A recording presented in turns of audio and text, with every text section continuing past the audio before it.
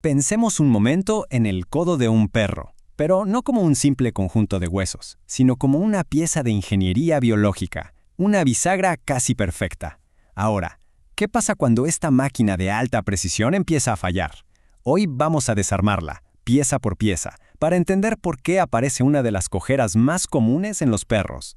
La historia casi siempre empieza igual. Tenemos un perro joven lleno de energía que parece completamente sano, pero de repente empieza a cojear de una de sus patas de adelante.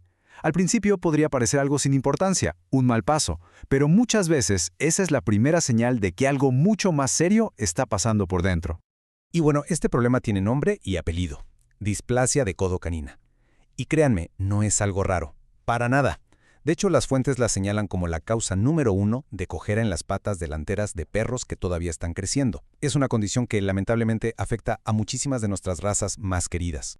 Muy bien, para entender por qué algo falla, primero tenemos que admirar cómo está diseñado. Así que vamos a meternos de lleno a la anatomía del codo, viéndolo como lo que es, una verdadera máquina de precisión. En el corazón de esta máquina tenemos 3 componentes principales, 3 protagonistas. Justo en el codo se juntan el húmero, que es el hueso del brazo, con los 2 huesos del antebrazo, el radio y el cúbito, al que también conocemos como ulna. Empecemos por arriba. El húmero, en su parte de abajo, tiene una estructura súper compleja que se llama cóndilo. Y aquí viene el detalle clave. Este cóndilo tiene 2 superficies, la tróclea y el capítulo. Estas formas tan específicas son las que permiten que el codo ensamble a la perfección y funcione justo como una bisagra. Ahora vamos con las piezas que reciben al húmero desde abajo. Tanto el radio como el cúbito tienen formas muy particulares en la parte de arriba. El radio tiene una especie de copita, que es la fobia, y el cúbito tiene esta forma de media luna, la incisura troclear. Ambas están diseñadas para abrazar al húmero.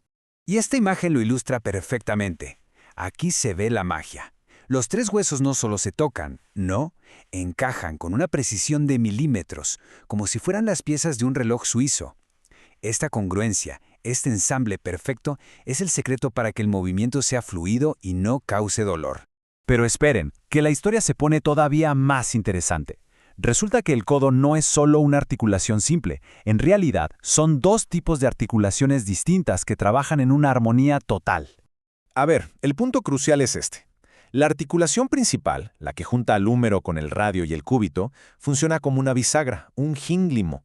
Es la que permite que la pata se doble y se estire, para adelante y para atrás. Pero, al mismo tiempo, la articulación que hay entre el radio y el cúbito permite que uno rote un poquito sobre el otro. Es un movimiento de pivote que le da a la pata cierto grado de rotación. O sea, son 2 trabajos en un mismo lugar. Y esta doble función no es igual en todos los animales, ¿eh? Por ejemplo, en un caballo, los huesos del antebrazo están fusionados. Forman una estructura súper rígida, perfecta para correr, pero sin nada de rotación. En el otro extremo tenemos al gato, que tiene una movilidad altísima para poder cazar. ¿Y el perro? Pues el perro está en un punto medio bien interesante, con una rotación limitada pero muy funcional. Esta especialización es clave para su agilidad. Muy bien, ahora que vimos lo increíble de este diseño, vamos a la parte complicada. Si el codo es una máquina de precisión, su armado durante la etapa de crecimiento tiene que ser igual de preciso. Y es justo aquí donde un error, por más pequeño que sea, puede tener consecuencias catastróficas. La palabra clave aquí es incongruencia articular. El nombre suena un poco técnico, pero la idea es muy simple. Pasa cuando el radio y el cúbito no crecen parejos, al mismo ritmo. Uno de los 2 se queda un poquito más corto o más largo que el otro.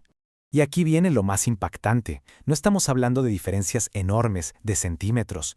No, un desajuste de apenas unos milímetros durante la etapa de crecimiento de un cachorro es más que suficiente para desbalancear toda la mecánica de la articulación y empezar una cadena de problemas. Este desajuste puede darse de 2 maneras. Si el cúbito se queda corto, el radio, que ahora es relativamente más largo, empuja hacia arriba y genera una tensión brutal en la parte de atrás del codo.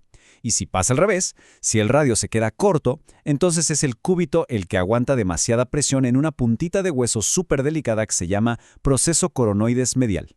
Y aquí llegamos al punto central de todo esto.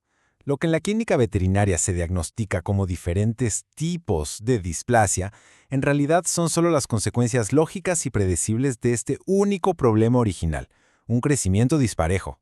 Dependiendo de dónde se concentre esa presión anormal, el hueso y el cartílago simplemente no aguantan. Si la tensión cae sobre el proceso enconio, puede que nunca se una bien al resto del cúbito. Si la tensión está en el proceso coronoides, este se puede fracturar.